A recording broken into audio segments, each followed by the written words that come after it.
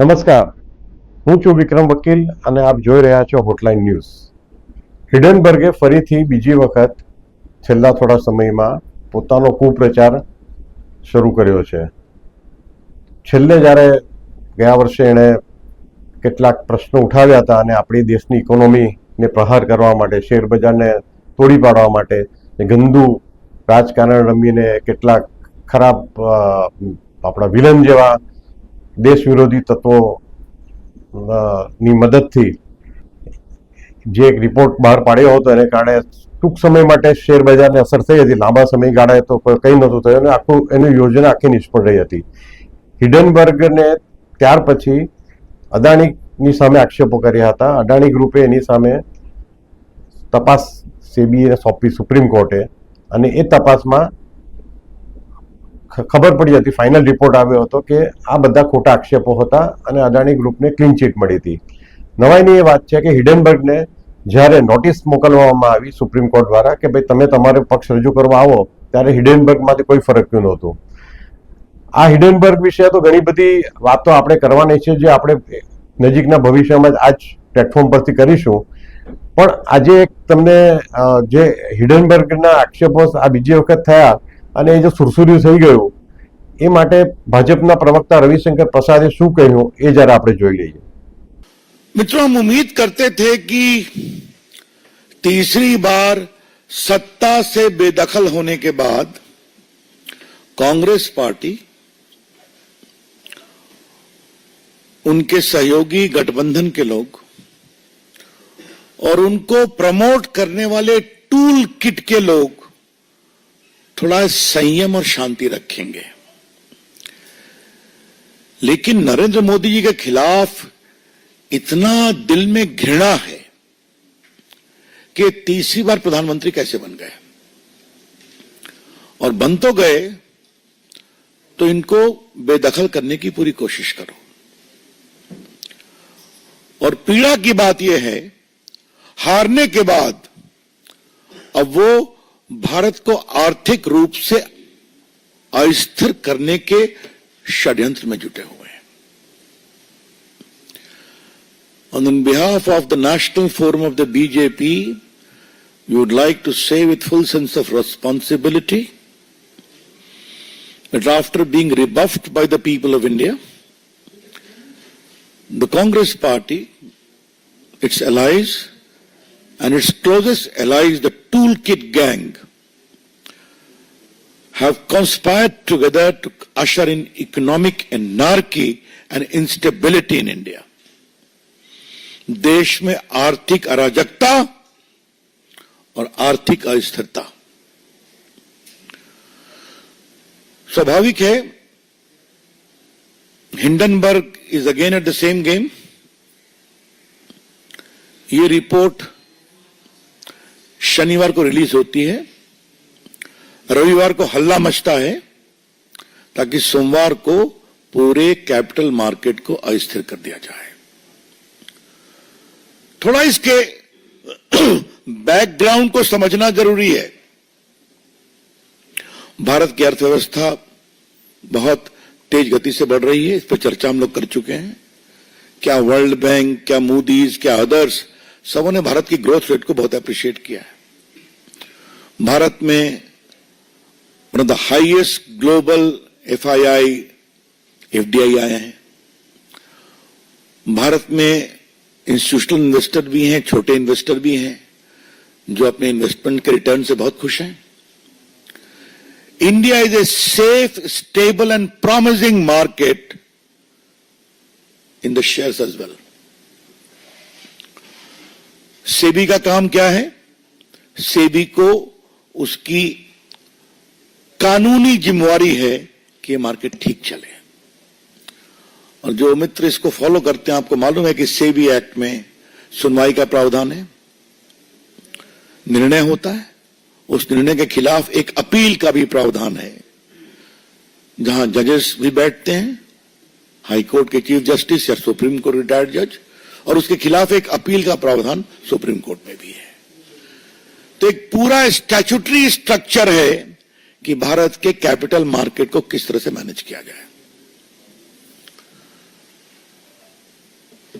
अब मैं एनआरकी के कुछ उदाहरण आपको देना चाहता हूं। मैंने जानबूझ के जिम्मेवारी से इकोनॉमिक एनआरकी के शब्दों का प्रयोग किया है।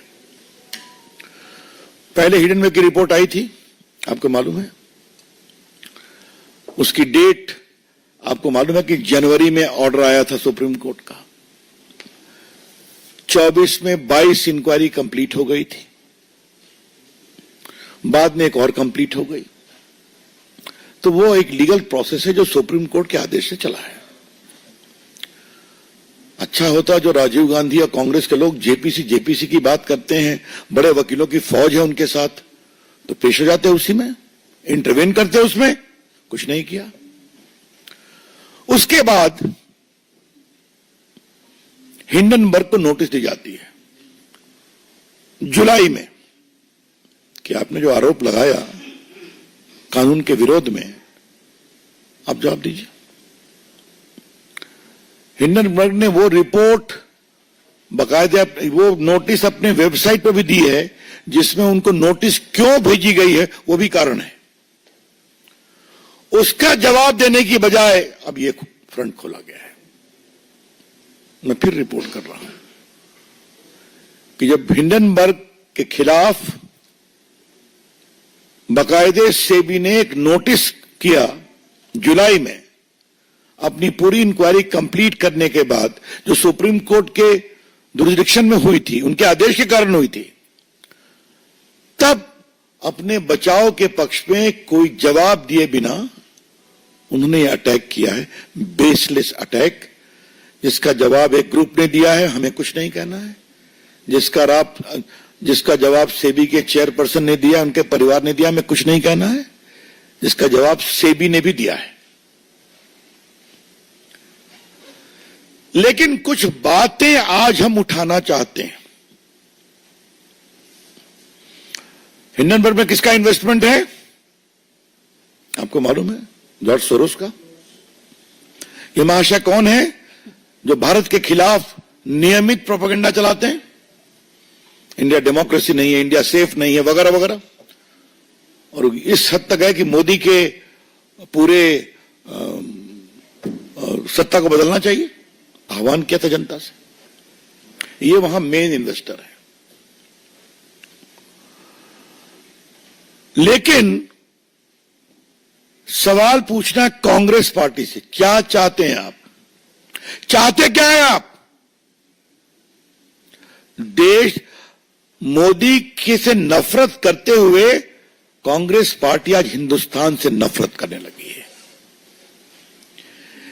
In their pathological hatred against Narendra Modi ji, led by Mr. Rahul Gandhi and his friends, toolkit gangs, Congress party today has developed a hatred against India itself. अगर भारत का स्टॉक मार्केट गड़बड़ाएगा तो small investors परेशान होंगे कि नहीं? आज करोड़ों की संख्या में स्मॉल इन्वेस्टर्स हैं कि नहीं? छोड़ दीजिए इंस्टीट्यूशनल इन्वेस्टर्स की बात, बाकी बातें। कांग्रेस पार्टी क्या चाहती है? भारत को वही कंट्रोल राज में ले आया जाए, नेहरू जी के समय वाला, जब भारत को दाने दाने के लिए परेशान होना पड़ा था कि उनकी सरकार नरसिम्हा राव के प्राइम मिनिस्टरशिप में भारत को ओपन करना पड़ा था, एफडीआई में, एफआईआई में। क्या वहीं जाना चाहते हैं क्या? टूल किट वालों को तो कोई मतलब नहीं हिंदुस्तान के विकास से। उनको तो हम जवाब देते हैं और देते रहेंगे, वो कभी सफल नहीं होंगे। लेकिन कांग्रेस पार्टी को क्या हो गया है? जिसने 55 साल तक देश में राज किया है, क्या मतलब है इसका? मतलब कहीं से कोई चिट मिल जाए। कांग्रेस पार्टी की पॉलिटिक्स में एक टूलकिट पॉलिटिक्स है, दूसरा है चिट पॉलिटिक्स। परीक्षा में तो चिट मिलती है, कार्रवाई भी हो रही है, लेकिन कांग्रेस पार्टी, उनके नेताओं को जो चिट मिलती है उसका क्या किया जाए? कभी राफेल की चिट मिल गई तो लगे हिंदुस्तान में घूमने, वो सुप्रीम कोर्ट से हारे, माफी मांगना पड़ा, कंटेम्प्ट हुआ उनके खिलाफ। फिर दूसरी चिट मिल गई, हिंडनबर्ग की पहली रिपोर्ट, वो चिट मिल गई। उसमें सुप्रीम कोर्ट ने मैंने बताया कि 24 में 23 इंक्वायरी कंप्लीट हो गई। अब हिंडनबर्ग को जुलाई में नोटिस की गई है, तो फिर ये काउंटर प्रोडक्ट हुआ। अब ये चिट पड़ गई, जेपीसी लाओ, इंक्वायरी कराओ। मतलब भारत के पूरे स्टॉक मार्केट को क्रैश कराओ, छोटे इन्वेस्टर्स के पूंजी निवेश को समाप्त कराओ, भारत में कोई आर्थिक निवेश न हो विदेश का, एफआईआई और एफडीआई, वो सबको रोको। Because Indian investment scenario is not a safe position. यह है इनकी सोच। मैं कांग्रेस के पुराने नेताओं से कहूंगा, जिन्होंने भारत को खोलने में काम किया था, इकोनॉमी को, कि कब तक आप खामोश रहेंगे? हा? जब चमन उजड़ जाएगा, लेकिन चमन उजड़ेगा नहीं। मुझे बहुत गर्व है कि आज भी भारत का स्टॉक मार्केट स्टेबल है, आज भी। पिछली बार तो जब ये हुआ तो 2 दिन में रिकवर कर गया, और सुप्रीम कोर्ट की इंक्वायरी आई तो और रिकवर कर गया। लगता है भारत के स्टॉक इन्वेस्टर्स हिंडनबर्ग और कांग्रेस के मिली भगत को समझ गए हैं, इसलिए आज भी कोई गड़बड़ नहीं है। हम भारत के स्मॉल इन्वेस्टर्स को सैल्यूट करना चाहते हैं कि भारत के खिलाफ इस सुनियोजित षड्यंत्र पर वो विश्वास नहीं किए। Salute to them. दूसरी बात हमको कहनी यह है कि जो पूरी टाइमिंग है, ये टाइमिंग का मतलब क्या है? सेशन खत्म हुआ, शनिवार को आया, रविवार को हल्ला शुरू हुआ, और आज मंडे है। तो 2+2 को 4 किया जाए। और इसके पहले जुलाई में हिंडनबर्ग को सेबी की नोटिस जाती है, आप जवाब दो। तो एक शब्द है, लीगल शब्द है, there is too many suspicious circumstances surrounding this. कई संदेहास्पद परिस्थितियां हैं इसके पीछे।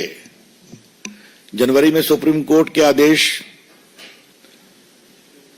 22 इंक्वायरी कंप्लीट, एक और कंप्लीट हो गई 23। अपनी पूरी रिपोर्ट बनाने के क्रम में इस इंक्वायरी के बाद जो सेबी ने बताया उसमें मुझे कुछ नहीं कहना है, वो सेबी का विषय है। उन्होंने नोटिस दिया हिंडनबर्ग को जुलाई में, आप जवाब दीजिए। तो फिर ये बम फोड़ने की कोशिश की गई, और ये बम तो फुस निकला, लेकिन उसको लॉक लिया कांग्रेस पार्टी ने, जेपीसी। भाजपा का आरोप है कांग्रेस पार्टी हिंदुस्तान को आर्थिक रूप से कमजोर करने के षड्यंत्र में शामिल है। BJP wants to say with full sense of responsibility that the present leadership of Congress Party is involved in creating economic anarchy in India based upon these fictitious reports. Congress party के जो 2-3-4 प्रदेश बचे हैं, मैं उनके मुख्यमंत्रियों को कहूंगा कि आपके यहां विदेशी पूंजी निवेश नहीं हो क्या? नहीं आए क्या? जिस ग्रुप को लेकर के रोज वो माला जपते हैं, उस ग्रुप के काफी पूंजी निवेश तो उन प्रदेशों में भी हो रहे हैं। तो क्या मामला है, क्यों है ये? मित्रों, भारतीय जनता पार्टी कांग्रेस के इस पूरे षड्यंत्र को देश में बेनकाब करेगी, पूरे देश को बताएगी किस प्रकार से सुनियोजित षड्यंत्र के तहत कांग्रेस पार्टी, इंडिया गठबंधन और हिंडनबर्ग ये साथ मिलकर काम कर रहे हैं। इसीलिए फिर रिपीट करूंगा, जुलाई में नोटिस, सुप्रीम कोर्ट के निर्देश पे इंक्वायरी कंप्लीट, अब आप जवाब दो, फिर ये आ गए मैदान में। और याद करिए, सुप्रीम कोर्ट के सामने लंबे हियरिंग में एक बार भी कांग्रेस पार्टी या टूल किट के लोग इन्वॉल्व नहीं हुए। क्या हमें यह कहना है? और याद करिए, एक बार राहुल गांधी ने कहा मेरा भी फोन कौन सा था संजय, जो Pegasus. Thank you. Thank you. Pegasus, अब सुप्रीम कोर्ट इंक्वायरी चली तो हमें लगा राहुल गांधी कम से कम अपना फोन तो दे देंगे कि उनकी फोन की भी जांच हो जाती। नहीं दिया। अब क्यों नहीं दिया, उस फोन में क्या था, क्या निकलता, कैसे निकलता, छोड़ दीजिए। तो आप खाली आरोप लगाएंगे और भाग जाएंगे, और इंक्वायरी आएगी तो उसमें जाएंगे नहीं। ये टोटल है। तो मित्रों, हम देश को आश्वस्त करना चाहते हैं कि भारत नरेंद्र मोदी की अगुवाई में तीसरी इकोनॉमी को बनना है तो बनेगा। मनमोहन सिंह की सरकार ने फ्रेजाइल इकोनॉमी छोड़ा था, 11th या 12th पर थे, 5वीं पर ले आए। भारत में पूंजी निवेश होता था। मैं आज आपको बताऊं, 2012-13 में मैं न्यूयॉर्क में गया था एक एड्रेस करने के लिए, तो पूंजी निवेशक मुझसे मिलने आए। मैं बीजेपी का उसमें मुख्य प्रवक्ता था। क्या हम लोग भारत से अपनी संपत्ति वापस लगा लें क्या? मुझे कहा कि प्लीज हैव पेशेंस। तो ये करना चाहते हैं ये लोग। तो इसलिए हम, और एक अंत में सवाल पूछना है, और ये सवाल बहुत इंपॉर्टेंट है पूछना। मनमोहन सिंह के 10 साल के शासन में तो खूब स्कैम हुए थे। 2G स्कैम, कोयला स्कैम, कॉमनवेल्थ स्कैम, अंतरिक्ष देवा स्कैम, उसमें पूंजी निवेशक विदेश के थे।